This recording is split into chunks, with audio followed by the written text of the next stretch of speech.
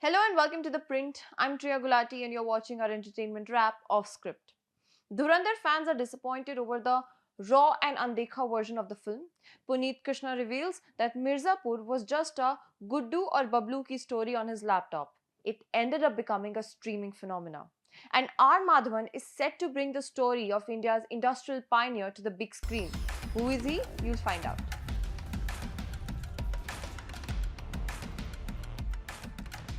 When Netflix and Jio Hotstar announced a raw and undekha version of Dhurandhar, fans expected something far more substantial than the original OTT cut. Deleted scenes, extended action sequences, or perhaps a darker, uncensored edit. Instead, viewers who streamed the film say that the only noticeable difference is that the abuses are no longer muted. The reaction online has largely been disappointed. Fans pointed out that the runtime remains exactly the same as the earlier streaming version, 3 hours and 25 minutes, leading many to question what was exactly undekha about the release. Apart from the content itself, several viewers also complained about Jio Hotstar's streaming experience, especially the frequency of ads and the platform's user interface. Another compared both platforms and joked that viewers had two options: either sit through endless ads on Jio Hotstar or enjoy an uninterrupted viewing experience on Netflix. Interestingly, when Dhurandhar first arrived on Netflix after its theatrical run, audiences had already noticed that the OTT version was shorter than the theatrical cut. While the film originally ran for 3 hours and 34 minutes in cinemas, the streaming version, which also included the post-credit scene, was trimmed to 3 hours and 25 minutes, sparking complaints that nearly 9 minutes had been removed. Meanwhile, the franchise's sequel, Dhurandhar The Revenge, is set for its India OTT premiere on Jio Hotstar on June 5, with a special digital launch event scheduled for June 4 at 7 pm. Netflix has secured the international streaming rights for the film. Unlike the first film's raw and undekha release, the extended OTT version of Dhurandhar The Revenge reportedly includes scenes that were either shortened or toned down in theatres. The raw and undekha cut edition runs for 3 hours and 52 minutes, making it nearly 3 minutes longer than the theatrical version. Reports suggest that Jio Hotstar acquired the sequel's digital rights for 150 crore, while the first film's OTT rights were sold for 85 crore.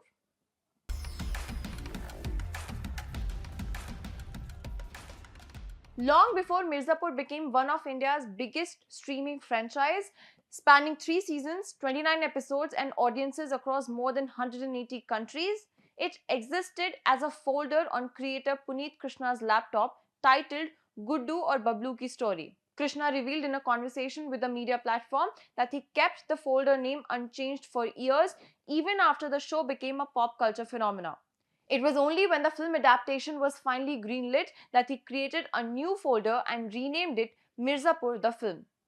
He said, Mirzapur was always a film for me. I kept it like that for nostalgic reasons. The revelation reframes the origins of the franchise entirely. What eventually began a sprawling streaming saga on Amazon Prime Video was originally imagined as a feature film meant for the big screen. Krishna admitted that Anurag Kashyap's Gangs of Wasseypur played a major role in changing that trajectory. He said, I remember watching Gangs of Wasseypur. In a way, it made me sad because I wanted to be the first guy to make something like that. The opportunity to do it for cinema was gone, but then streaming happened and I took that opportunity. Now with Mirzapur, the movie, officially slated for a theatrical release on September 4, the franchise is finally completing the journey Krishna had originally envisioned for it. The film also marks a relatively unexplored transition in Indian entertainment, a major streaming property moving to cinemas at this scale. Krishna acknowledged that there is no established blueprint for it in India yet. He said, it is the first time something like this is happening here. Everyone's still figuring out how a show turns into a film. To make the transition accessible, the makers are designing the film in a way that even viewers unfamiliar with the series can follow the story. He said, even if you haven't watched the show, you should still understand the character dynamics, adding that the cinematic scale will naturally be bigger with larger action set pieces and songs. One of the film's biggest talking points, however, is the return of characters who had previously died in the show. Munna Tripathi, played by Divendu, was killed at the end of season 2, while Bablu Pandit and Sweetie, portrayed by Vikrant Massey and Shreya Pilgaonkar, respectively died in season 1. Yet, all of them will return in the film. Krishna confirmed that Munna, Guddu, Bablu, Kalin Bhaiya, Rati Shankar, Sweetie, Golu, and Dimpy will all feature in the film. However, Vikrant Massey will not reprise his character of Bablu Pandit. Reports suggest the actor declined to return to the role, after which the makers brought in Jitendra Kumar as the new Bablu. Another detail Krishna highlighted was that the film was actually shot in Mirzapur. While the original series filmed across several locations in Uttar Pradesh, including Varanasi, Lucknow, Jaunpur, and Azamgarh, the movie intentionally grounds itself more deeply in the city that inspired the fictional work. As for Mirzapur season 4, Prime Video has confirmed that it is already in development, but Krishna says his involvement currently extends only to the film.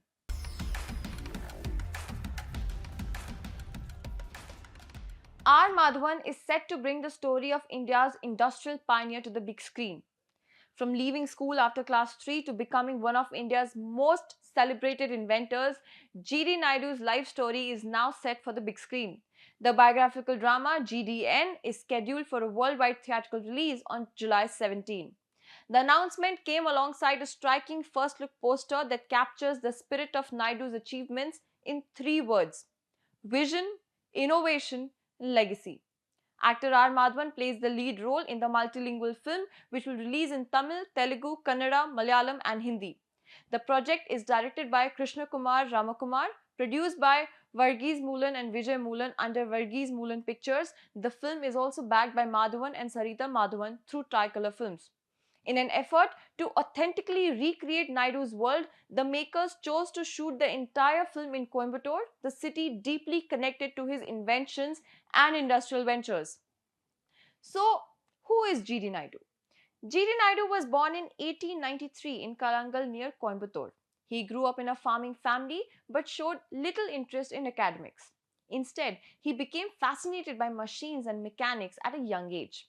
Despite starting his career as a bus cleaner, Naidu steadily built a reputation as an innovator and entrepreneur. In 1920, he launched a transport service between Pollachi and Palani with just one vehicle. The venture later expanded into Universal Motor Service, which became one of South India's most efficient bus networks. Naidu's most significant contribution came in 1937 when National Electric Works produced India's first electric motor, earning him recognition as one of the country's pioneering inventors. Over the years, he also ventured into agriculture equipment, automobile parts, and even designed a two-seater petrol car.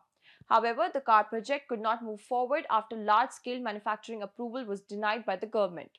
Today, his contributions are preserved through the GD Naidu Science Museum and Industrial Exhibition in Coimbatore, which was established in 1967. Tamil Nadu's longest bridge also carries his name. Now, it will be exciting to see how Madhavan captures his journey and brings it to the big screen. Thank you for watching and follow for more.